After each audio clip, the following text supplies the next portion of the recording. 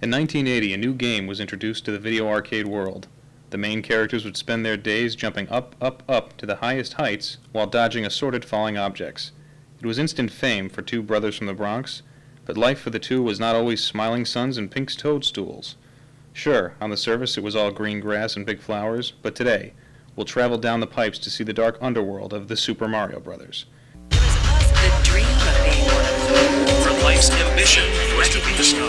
Never recover from the public scandal.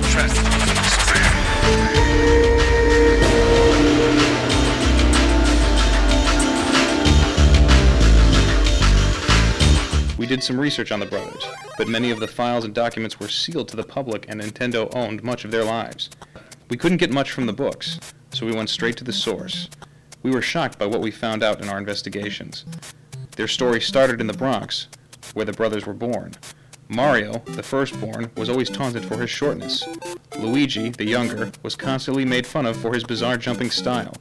The two felt alienated from the rest of the world and stuck together for most of their childhood. Oh, it's me, Luigi. You love us. You buy our video games. You play with our toy. I'm not doing it like this. I told Nintendo that I'd tell you all the truth and keep up the show. We don't talk like that. I told them that I'd tell you the truth. Their truth. Screw that. I'm going to tell you the real truth. I'm sick of keeping it quiet. It's not like I'm getting anything out of it. I guess it all started when Mario and I were on break from college. We were around the house working for Mom and Dad when this guy came up in a limo outside, and he said he was a producer for this new company that came out, and he wanted to offer us a deal. It was for this game called the Dodge Brothers. These two brothers that jump up and up and up and dodge stuff, and if they get hit, they fall down and die. That sounded great. Well, we talked about it for a while, and when we made the deal, Mario jumped up, no pun intended, and said, "Why don't we call it the Mario Brothers?" Well, I took him aside and was like, "Why the Mario Brothers?"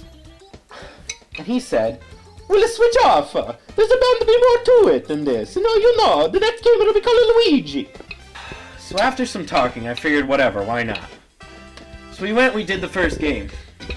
The fame was cool and all, but we just weren't used to it. Then they came to us to do a sequel, a second game, this time with an ape, who would throw barrels at us while we were trying to get up to the top. I was like, no way in hell! I'm not gonna work with a monkey! Mario didn't seem to care.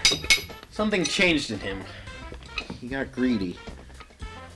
Well, during the making of the second game, they used old wooden barrels from during the Prohibition days, so they'd break easy because they were old. This is when Mario started drinking. He said that he really wanted to get to know the game from the barrel's point of the view. Yeah, the freaking bottom of the barrel. But then they came to us again, and I was told that it would be the Luigi Brothers this time. Yeah, so we told Luigi that he would make the game his, and we did. But there was still that second player. It tried to be fair and go by age. Mario was older, so he went first. There was always that "you're older, so you'll die first" joke. Mario dies, it's Luigi's turn. People didn't really seem to play it as much.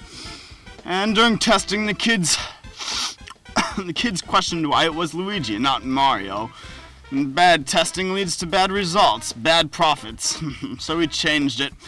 Since the game had taken many advances since the original, we tried to give it an edge that would make it stand out from the rest.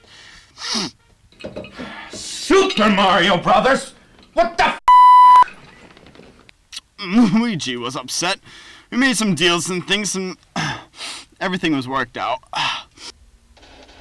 It was in the mid to late 80s, and I was in my early late 20s when I was approached by a producer who had claimed to work with Bob Geldof.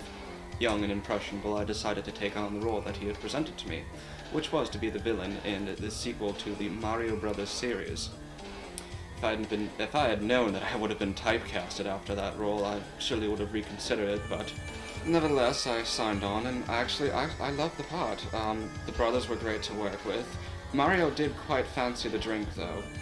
He fancied it much more than most gentlemen should. Although I am one to talk, I do appreciate a nice brandy or some fine wine after dinner or in the evening, but I do know my limits. Seriously, I don't know why I listened to them. Every game that came along, I got screwed out of the billing. Super Mario Brothers 2, Super Mario Brothers 3, Super Mario World. Then came Mario Tennis. I freaking hate doubles. Dr. Mario, the man has a 7th grade education. Mario Golf, that son of a asked me to caddy for him. But here's the real kicker. Mario 64. Where the was I? Oh, you mother son of a Golo! Ah! And then came that stupid saying. It's the me, Mario! It was the first time that any one of us had ever spoken without a text box. Well, he did at least.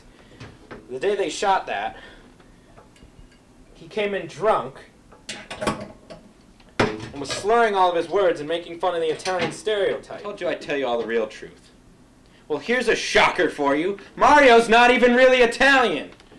I found him on the street one day when I was a kid. He had no home, and my father took him in. He's been with us ever since. His real family name is Flanagan.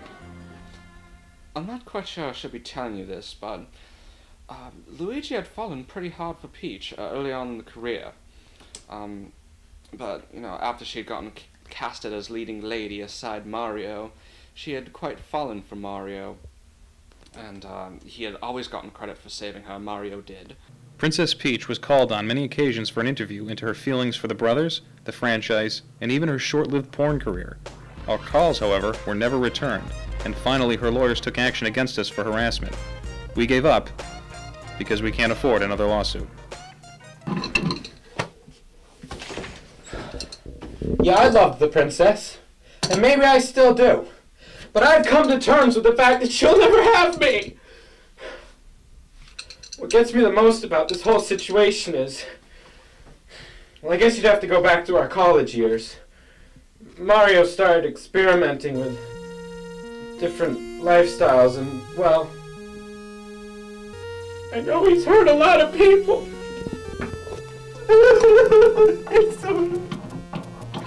I loved him, and he broke my heart. No amount of fairies can ever refill my life of the love he stole from me. I'm